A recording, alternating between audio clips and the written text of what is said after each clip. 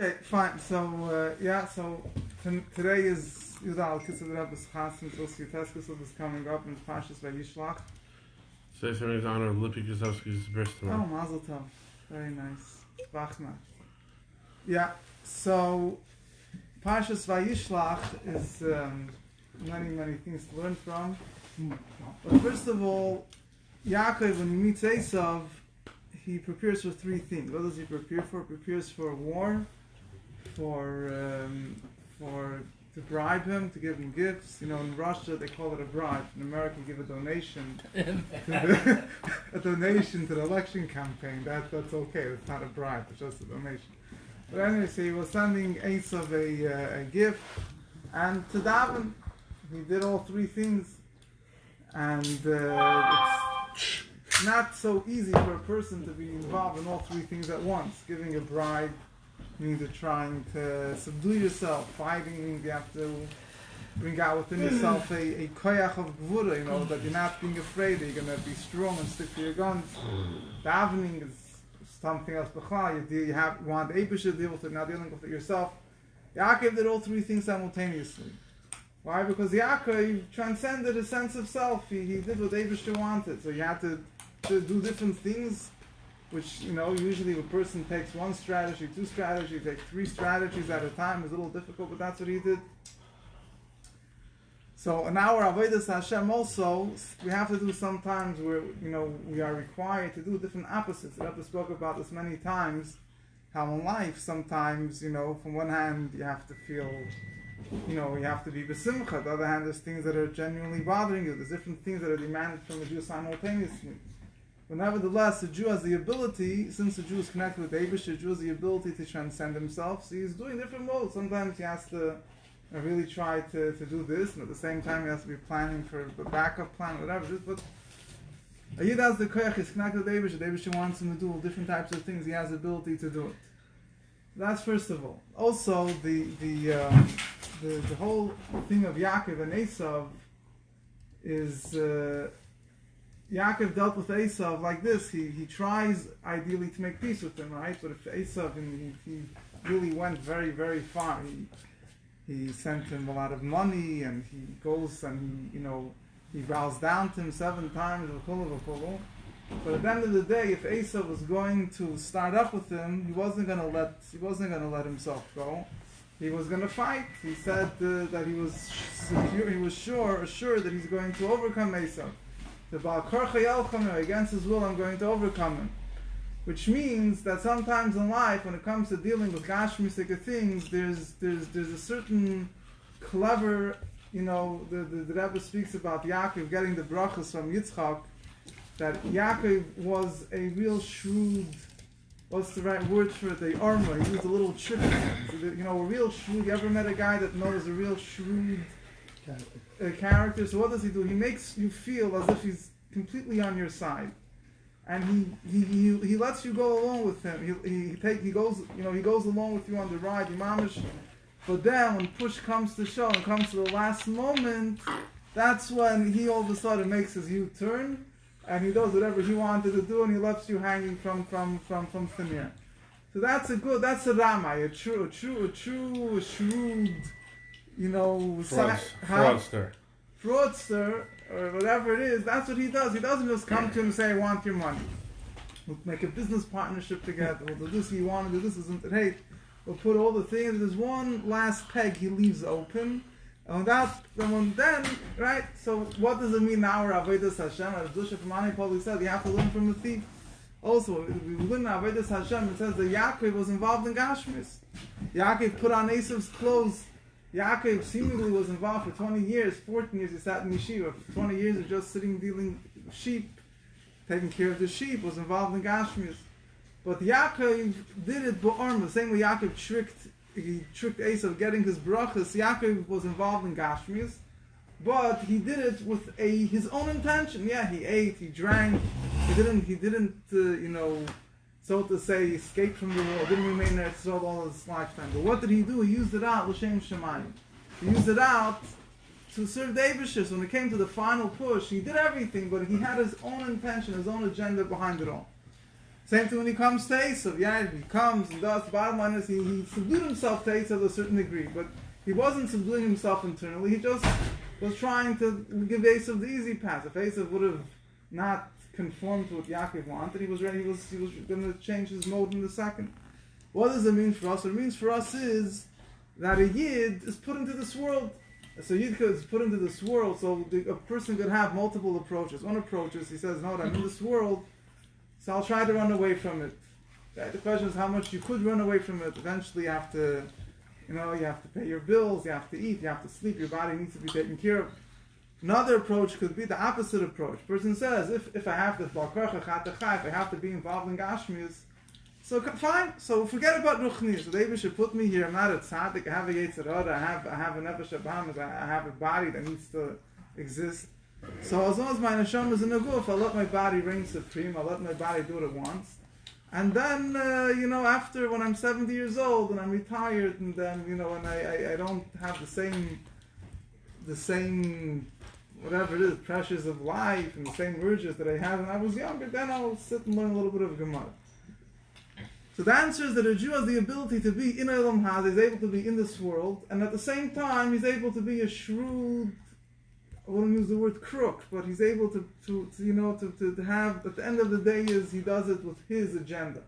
That's the Koach Yaakov gave us. We're called Bnei Yisrael. You have the Koach to be involved in the world.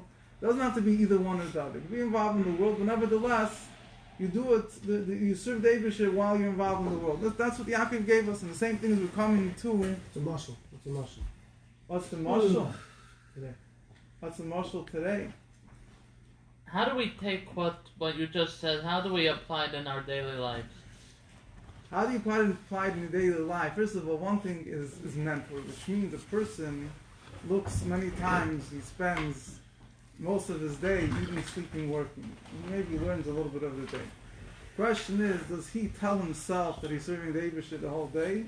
Or does he tell himself that he's serving the Eibusher only when he goes to shul and when he does a mitzvah? I'm confused what it is. You're confused, we're all confused, it's part of living. So the answer is a person, if he looks at it, if he views it when he's involved in this physical thing, it's a mindset that a person has to train himself into it. But the question is, he's involved in his physical things, he's doing it just because his body demands it, he needs to pay his bills, he needs to make money. Or is he doing it because there's a kavanah here to serve the Eibusher? He needs that his body should be healthy in order to serve the Eibusher. It's not a difference in what you do, you don't do. A lot of it, first and foremost, is a difference in what your intention is. What it's a mindset. And therefore, it's much harder. You say, I'll do this or do that. Okay, fine. So I could say either I'll do it or I won't do it. Here it's a matter of a mindset. Trying to work on ourselves that, as much as we can, try to train ourselves a little bit that we look at when whatever we're doing, we're serving the Eibusher. And in Mela, what happens is, a lot of times a person, he decides, it's fine. When I'm working, when I'm involved in Gashmis, I'm involved in Ruchnis. Rabbi, to make it a Nefesh Elokis, Nefesh Abahamas, make a peace treaty. So many hours a day, whatever it is, godliness reigns supreme. Then the godliness goes to sleep and the animal soul takes over. There's no war, it's beautiful. Peace treaties, Hamas shoots rockets, Israelis are quiet, and the Israelis shoot. It's beautiful again. But everyone realizes that there's no point in such a truce, such a peace treaty. There has to be a interrelationship between Gashmis and Ruchnis. And it's very difficult in the beginning because we don't see the connection. So that is one of the things Chassidus came with. What we're celebrating? Chassidus, Father Shalom Nafshim. What did Alter Rebbe have to be arrested for? What was this whole thing, this whole deal? Alter Rebbe was arrested and Das and Jens. And Frierdiker Rebbe explained that the Alter Rebbe didn't want to be arrested. He wouldn't have to be arrested. He was really in charge of the whole thing, as we've seen different stories, etc., etc. So the Alter Rebbe had Chassidim. The Alter Rebbe said the Alter Rebbe didn't want too many of his Chassidim to come to Petersburg. He said he gave a decree that no Chassidim should come. And it says that particularly the Alter Rebbe was afraid that certain Chassidim would come. He had an example of the Alter Rebbe's Chassidim was Rabbi Michal. He was known as a very holy Jew. And Michal Aposker was afraid that if he would come, he would use the spiritual power to destroy Petersburg. That he would be able to overcome the whole thing using by spiritual force, so to say. The Alter Rebbe didn't want it. Why not? It's a simple solution. Why does he have to go through spending 53 days being interrogated by Christian, goyim who don't understand anything about God, and he has to explain to them the theology of Chassidus in a way they should be able to understand. Not just that there was personal persecutions that he had to prove that he's not guilty of, but he had to try to explain to them all their from their viewpoint, to explain to them what the teachings of Chassidus are meant to represent. And it was a lot of torture, it was a lot of emotional heartache for the Alter Rebbe. What was the point of it all? So the point is that if Ruchnis and Gashmis are to remain separate, so then the Alter Rebbe could use spiritual powers to avoid going to Peterburg, or to destroy Peterburg. The point of Chassidus is that in Gashmis you should have a connection with Ruchnis. In order for that to happen, the Alter Rebbe couldn't use a supernatural shortcut. He had to go to jail, he had to allow himself to be taken into jail. He had to put himself in a position that he was going to explain to the interrogators' non-Jewish mindset what Chassidus is all about, and have them vindicate him, have them allow him to continue. So like this, Gashmis itself is masking, agrees to Ruchnis. So this is what Chassidus does. If you like this, otherwise, without Chassidus, this is always going to be some. When you're involved in Gashmis, it's not the same as Ruchnis. If the person learns Chassidus, a lot of it is Pashat the mindset. What's the difference in Geila Poil? The difference in Geila Poil is that how do you view things? If a person says, guy comes to you and asks you to give you tzedakah, right? This is a simple nafkamina. Right? Every morning in shul, somebody coming, 20 people, one person, or someone is coming with a credit card machine. So what's your view? If your view is, I work so hard on this money, why should I give it to that guy? She'll give him. If you're a nice guy and the guy really has a sorrow tale to say for himself, you give him $1 or $2. But if you tell yourself why you're serving, why you're making money to serve the Eibishter, that's your purpose in work. It's not, I work so hard to give this guy. I work so hard to serve the Eibishter. In order, whatever it is, the Eibishter wants me, I should be able to pay my bills. The same Eibishter wants me to give tzedakah. So then your mindset changes already a little bit. It's not so much, it's my hard, I worked for it, so it's mine. Why did I work for it? What was the purpose for it? Maybe this is the purpose. That's one nafkamin al halacha. When it comes to learning, it comes to doing anything that's a conflict between your religion and your work. So if you view your work as something that is self-necessary, so then I have to work. I can't go to the Avim Mincha now, whatever it is. But if you train yourself to look at your work as a way of serving the Eibishter, so it's not a conflict. Kahena v'kahena. Anyway, b'chol life, and that's in the Kodev. But there's one, we'll just finish up with one point. Yaakov Avinu tells Esav tells Yaakov, let's go together. Let's be friends. Now it's beautiful, I almost was about to kill you, now I kiss you, let's be friends.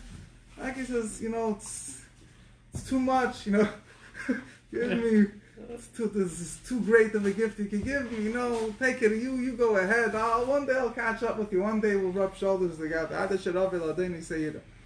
So Yaakov says that the children are too small, the sheep, I have young children, I have young animals, so I can't rush. So Chassidus explains that what was going on over here. Chassidus explains that Yaakov wanted to see if Esav was ready for Mashiach. Yaakov tells Esav, I'm ready for Mashiach. Are you ready? And the message he gets back is that Esav isn't ready. Esav comes and Esav kisses him. Something happens to Esav. So Esav tells Yaakov, let's go. So Yaakov tells Esav, no. He says, Esav represents Oidus Tetoyu. Esav was very, right? The Nefesh HaBahamis is very passionate. The godly soul is nice and sweet and good, but it's not as passionate as the animal soul. So Esav is Toyu. The ultimate goal is to be Mavadet, to refine, to channel the passion of the animal soul into positive. So, but it's a process. You can't do it in one day. So Yaakov tells Esav, I need time. I'm ready for Mashiach. The Rebbe spoke with Sikh. The Rebbe was crying. The Rebbe says, the tzaddikim of every generation were ready for Mashiach. The question is, are we ready? So we need to take our time. We need to digest. We need to be able to feel comfortable with religion, with the Eibishter, with the Rebbe, whatever it is. So if that's the case, but at the same time, the point is we don't have to kratz. You know what I mean? In other words, you have to be able. There's sometimes a person just taking it along with kratzing longer than necessary. So the nekuda is that. Anyway, we should, finish up the job. The Rebbe said we already finished the job. For whatever reason, we're still stuck here. And we should fuse Gashmis and Ruchnis. We should meet Esav in a healthy way. Not Esav as he's a murderer, but as the Mashiach will come, we'll channel the powers of Esav in a good way. We're saying that After Olam Mishim Hashem Shvit Esav Shav Gadol Teil Chupah Mais and Teif and Tech Achav the Gashmis V'Ruchnis V'Chulu. And we should everyone sitting here should everyone whoever needs to get married. Amen. Amen. Amen.